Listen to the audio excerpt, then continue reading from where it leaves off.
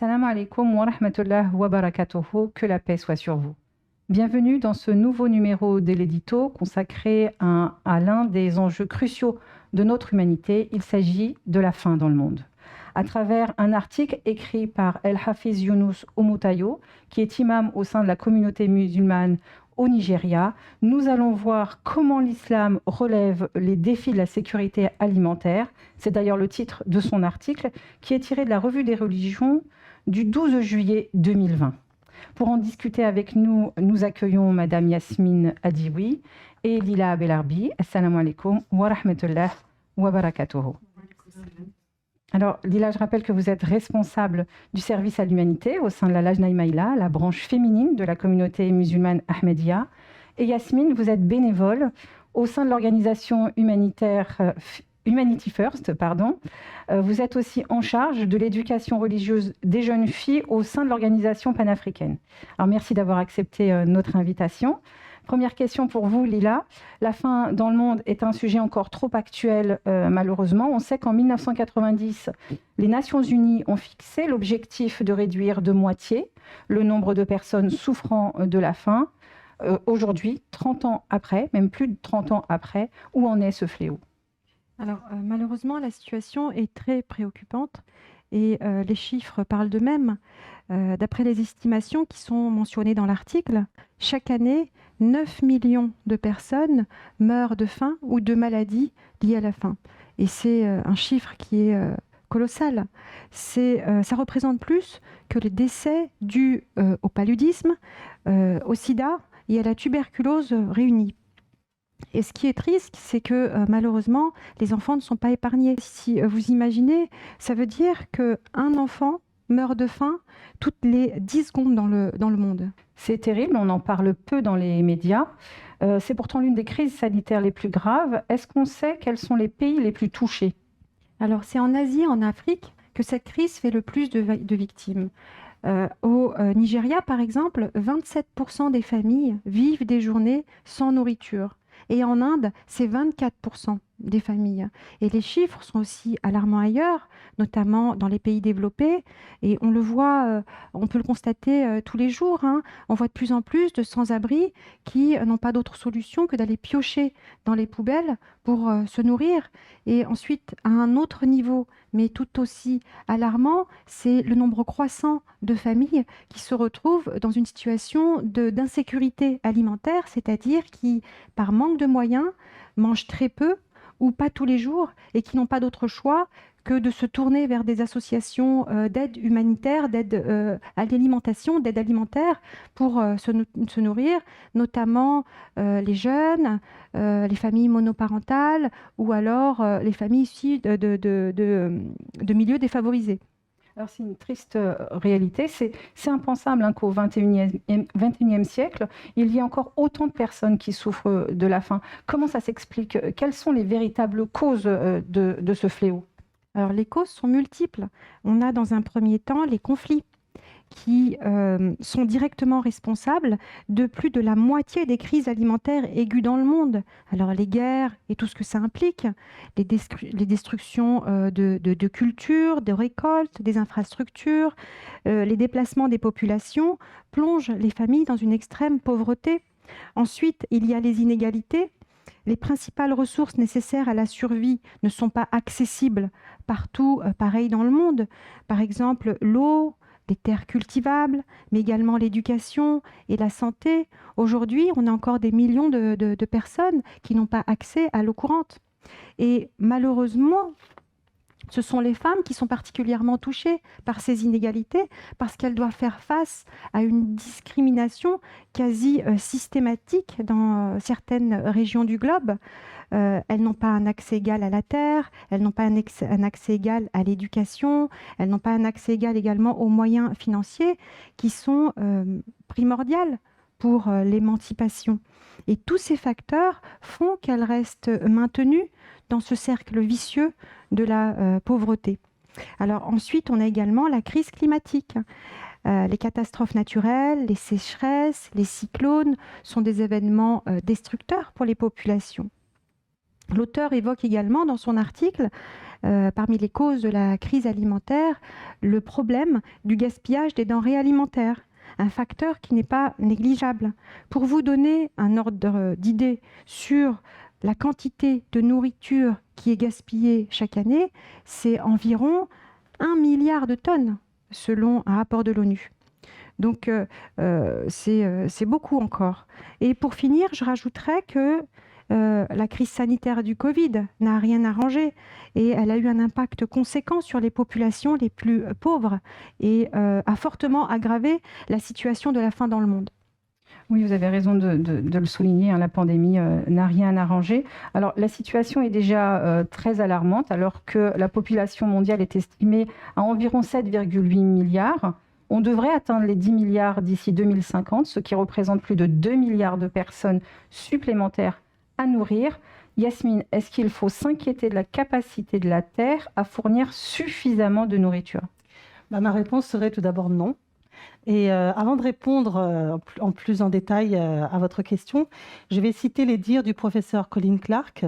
Il est directeur de l'Institut de recherche en agronomie agricole à Oxford et il dit, je cite, « Le monde peut fournir de la nourriture, des fibres et tous les autres besoins agricoles à 28 milliards de personnes. » Donc vraiment là, on est absolument au-delà du chiffre que vous avez annoncé et donc il n'y a aucun obstacle à nourrir la population mondiale d'ici 2050. Et dans le chapitre 41, verset 11, le Saint-Coran va dans le même sens. Et dans ce verset, Allah parle à la terre et il dit « Il y a placé des montagnes solidement ancrées, s'élevant au-dessus d'elles, et les a bénis et a minutieusement équilibré ses provisions en 4 périodes, également disponibles pour tous ceux qui en recherchent. » Et le deuxième calife de la communauté musulmane Ahmadiyya, Hazrat Mirza Bashiruddin Mahmoud Ahmed, a fait l'exégèse de ce verset et il a mis en exergue différents points, 3 points. Et le premier point est que la Terre a la pleine capacité de fournir de la nourriture à tous les êtres qui y vivent. Le deuxième point est que cette nourriture octroyée par la Terre est parfaitement adaptée à toutes les exigences et aux besoins de l'homme. Et à la fin du verset, il explique également que la recherche scientifique, notamment les chercheurs et les ingénieurs agronomes, œuvrent pour un meilleur rendement des récoltes de la terre, sans l'appauvrir, bien entendu, et ils recherchent également des méthodes alternatives à l'agriculture. Alors, on va revenir à la recherche scientifique dans un instant, mais d'abord, concernant les besoins fondamentaux, manger, boire, se loger, se vêtir, que dit l'islam à ce sujet? Et surtout, que dit l'islam sur la responsabilité qui incombe aux différents gouvernements? Oui, en parlant de la terre, Dieu explicite dans le chapitre 20, versets 119-120, il dit « Il est décidé pour toi que tu n'y seras pas affamé, et tu n'y seras pas nu non plus, et tu n'y seras pas assoiffé, et tu n'y seras pas non plus exposé à l'ardeur du soleil. » Ainsi, Dieu, le Tout-Puissant, a déjà pourvu aux 4 besoins fondamentaux de l'homme, à savoir se nourrir, se vêtir, avoir accès à l'eau potable et se loger. Donc, c'est vraiment le strict minimum vital pour l'être humain. Et concernant la responsabilité des gouvernements, je voudrais vous présenter ce livre. Voici, c'est le livre « Problèmes des temps modernes, solutions apportées par l'islam ». Ce livre a été écrit par Hazrat Mirza Tahir Ahmed, qui est le 4e calife de la communauté musulmane Ahmadiyya. Et dans ce livre, il explique qu'il en va de la responsabilité des gouvernements que de veiller aux 4 besoins fondamentaux de l'homme, tant au niveau national qu'au niveau international. Et ce livre est vraiment, je vous recommande de le lire parce qu'il est vraiment intéressant. Il met en avant en fait une discussion approfondie sur les moyens d'obtenir non seulement la paix sociale, mais la paix politique et la paix économique. Et vous pouvez d'ailleurs le consulter gratuitement sur www.islam.org. islam-ahmadiyya.org. Voilà. Merci Yasmine. D'ailleurs, j'en profite pour dire que, pour rappeler que sur les sites de la communauté musulmane Ahmadiyya, tous les livres sont disponibles gratuitement et il y a vraiment beaucoup d'informations, beaucoup de trésors à découvrir. Vous avez bien fait de rappeler le site, Yasmine. Merci. Alors, je me tourne vers vous, Lila. On a vu que le Coran reconnaît la nécessité d'une sécurité alimentaire durable pour tous. Comment l'islam, en tant que religion universelle, aborde cette question ? Alors, pour répondre à votre question, il y a 3 points que je souhaiterais aborder et je vais me permettre de vous citer quelques versets du Saint-Coran qui vont illustrer mes propos. Le premier point est qu'en islam, le service à l'humanité est un principe fondamental. Dieu, dans le Saint-Coran, à maintes reprises, enjoint les musulmans à aider et à nourrir les plus fragiles de la société. Le deuxième point est que ce commandement divin s'applique à toute l'humanité. Donc Dieu nous enjoint à venir en aide à toutes les populations, sans distinction de nationalité, sans distinction de religion, de nationalité, de pays, je disais nationalité ou autre. Et dans le Saint-Coran, Dieu déclare dans le verset 111 du chapitre 3 que le véritable croyant est celui qui accomplit les bonnes œuvres pour le bien de l'humanité tout entière. Ensuite, le Saint-Coran attire l'attention sur les personnes les plus vulnérables de la société, à l'instar des orphelins et des personnes pauvres. Dans le verset 94 de la sourate Al-Baqarah, Dieu nous enjoint à être bienveillants envers eux, à leur parler leur parler avec gentillesse, à les aimer et à les protéger. D'ailleurs, le Saint-Coran nous exhorte à les aider de manière systématique et sans attendre qu'ils le demandent. En fait, ça doit être quelque chose qui fait partie de notre vie quotidienne. Dans le verset 20 du chapitre 51, Allah déclare « Et dans leurs biens, il y avait une part pour le mendiant et pour l'indigent qui ne mendie pas. » Et le troisième point que je souhaitais mentionner est que le Saint-Coran affirme que le véritable croyant obéit à ce commandement, c'est-à-dire de nourrir les pauvres, uniquement pour gagner l'amour de Dieu. Il n'attend ni remerciement, ni reconnaissance de la part de quiconque. Il agit uniquement pour le plaisir de Dieu. Dieu, dans le Saint-Coran, déclare dans les versets 9 à 12 du chapitre 76 « Et pour l'amour de lui, ils nourrissent l'indigent, l'orphelin et le captif, en leur disant « Nous vous donnons à manger uniquement pour le plaisir d'Allah, nous ne désirons de vous ni récompense, ni remerciement. » C'est donc une façon, en quelque sorte, de se purifier et de se rapprocher de Dieu. Oui, tout à fait.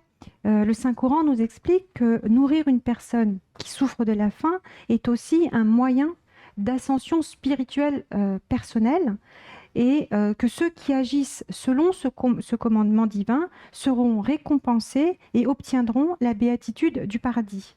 A contrario, ceux qui n'agissent pas selon ce commandement sont considérés comme des personnes qui ont rejeté l'essence même de la religion. Dieu dit dans les versets 2 à 4 du chapitre 107 « As-tu vu celui qui traite la religion de mensonge ? C'est celui qui repousse l'orphelin et n'exhorte pas les autres à nourrir le pauvre. » Un autre verset fait référence à ces personnes, c'est le verset 39 du chapitre 47, dans lequel ils sont qualifiés d'avares. Et le Saint-Coran affirme que Dieu n'apprécie pas l'avarice et qu'elle ternit l'âme. Je vais me permettre de vous citer le verset, donc c'est le verset 39 du chapitre 47 qui dit « Attention, vous êtes ceux qui sont appelés à dépenser dans la voie d'Allah, mais il y en a parmi vous qui sont avares. Et quiconque est avare n'est avare qu'envers sa propre âme. Et Allah se suffit à lui-même, et c'est vous qui êtes dans le besoin.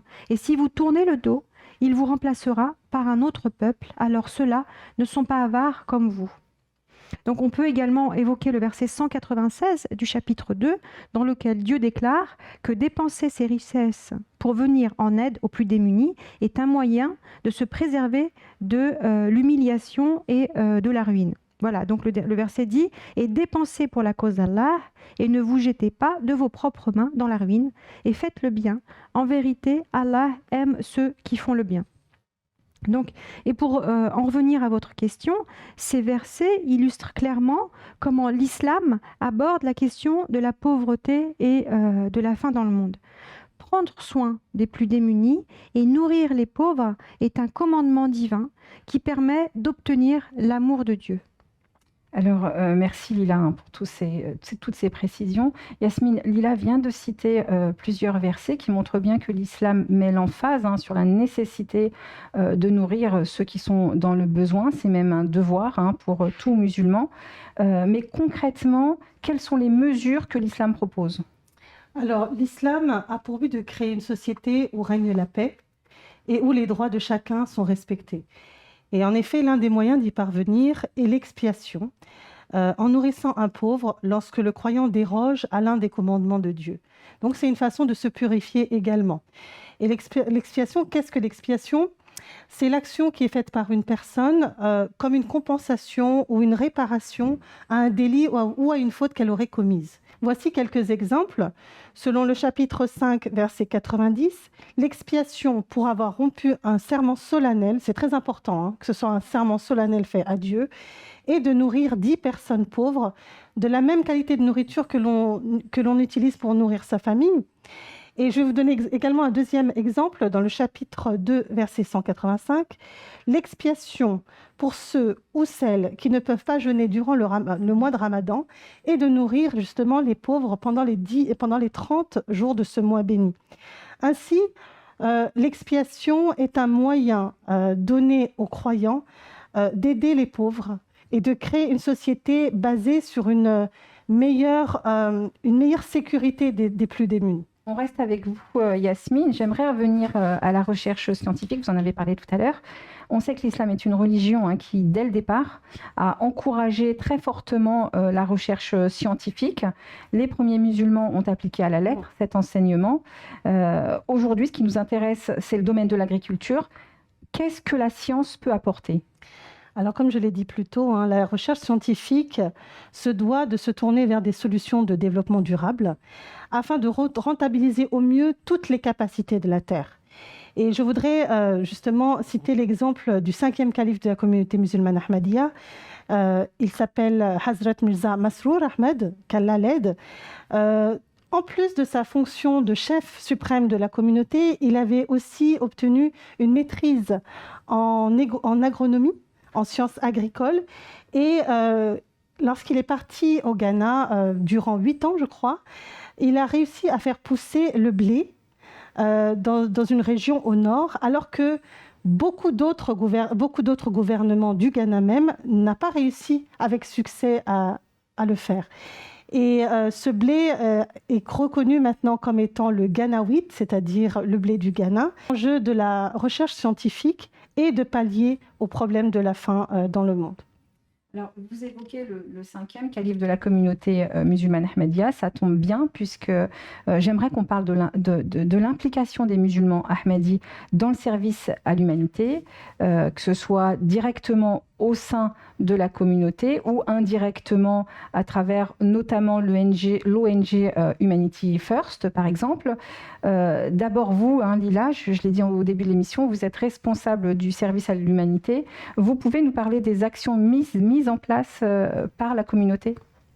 Alors vous savez, quand Hadrat Mirza Ghulam Ahmad a établi la communauté musulmane Ahmadiyya, il a instauré la bayat.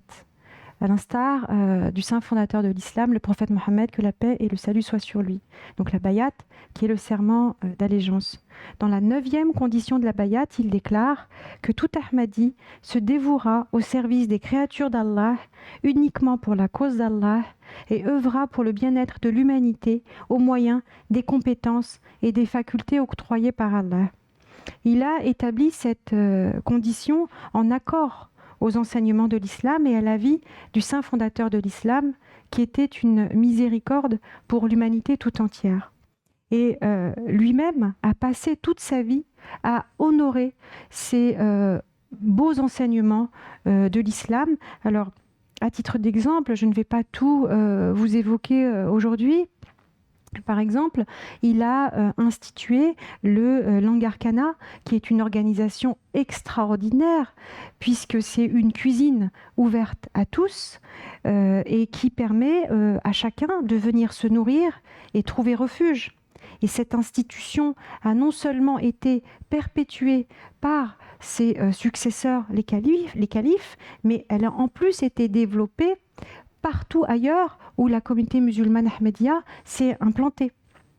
Ensuite, en début d'émission, on a parlé des causes de la crise alimentaire. Et parmi ces causes, on a évoqué les inégalités d'accès à l'éducation, la santé, le manque de moyens financiers, notamment pour les femmes.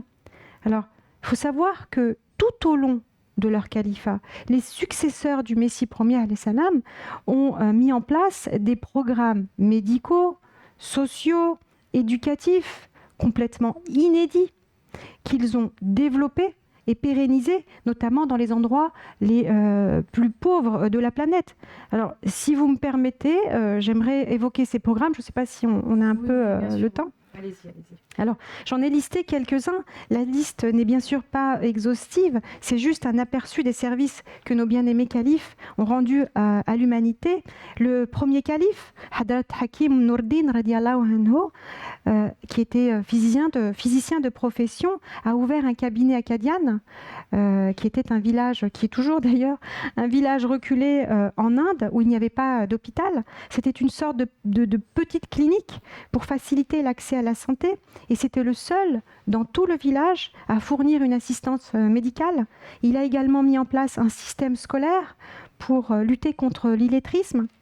Le deuxième calife, Hadrat Mirza Bashiruddin Ahmed radiallahu anhu, a construit des hôpitaux. Il a également facilité l'accès à l'école aux jeunes filles qui faisaient face à la discrimination, notamment dans les zones rurales.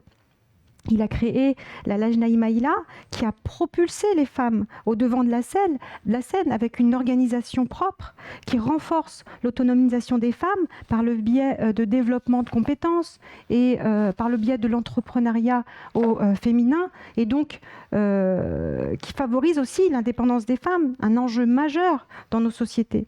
Et la particularité de cette organisation, c'est qu'elle a en son sein un département de service à l'humanité qui a pour objectif d'encourager et de mobiliser chaque femme ahmadi à servir les personnes les plus démunies. Et elles sont d'ailleurs très actives. Le troisième calife de la communauté musulmane ahmadiyya, Hadrat Mirza Nasir Ahmed radiallahu anhu, a mis en place le Nushrat Jihan Shem, un programme exceptionnel de lutte contre la précarité en Afrique. Le quatrième calife, Hadrat Mirza Tahir Ahmed radiallahu anhu, a construit plus de 120 refuges pour les nécessiteux. Il a également mis en place des fonds pour venir en aide aux plus précaires, notamment le Yatama Fund pour soutenir les orphelins, le Mariam Fund pour aider les jeunes filles pauvres à financer leur mariage. Il a également créé Humanity First, une organisation humanitaire d'envergure internationale. Alors, Yasmine est plus à même d'en parler. Et le cinquième calife, le calife actuel, Hadrat Mirza Masroor Ahmed, a suivi les pas de ses prédécesseurs et a également été en avant-garde dans le service à l'humanité. Merci Lila. On voit bien que la communauté musulmane ahmadiyya a une longue tradition de service à l'humanité derrière elle. Et donc, quelles sont les actions mises en place ? Alors, Humanity First œuvre sur 8 grands projets fondamentaux qui viennent en aide aux populations les plus démunies à travers le monde entier et notamment en Afrique. Et comme Lila citait les catastrophes naturelles tout à l'heure, Humanity First a un programme bien spécifique qui s'intitule Secours aux sinistrés. Et ce programme répond rapidement aux catastrophes naturelles en fournissant une aide médicale, l'abri ainsi que de la nourriture aux populations sinistrées. Il y a aussi le programme Soins aux orphelins. Comme le dit son nom, Humanity First œuvre pour les orphelins à travers le monde entier, notamment les petites filles aussi. Et vous avez également le programme Don pour la vue. C'est un programme très important qui permet aux populations démunies de pouvoir avoir des visites gratuites à des opticiens. Et à la fin de leur rendez-vous, ils peuvent repartir avec des lunettes gratuites. Ils peuvent également, Humanity First propose également des des chirurgies des yeux gratuitement, encore une fois, aux populations nécessiteuses.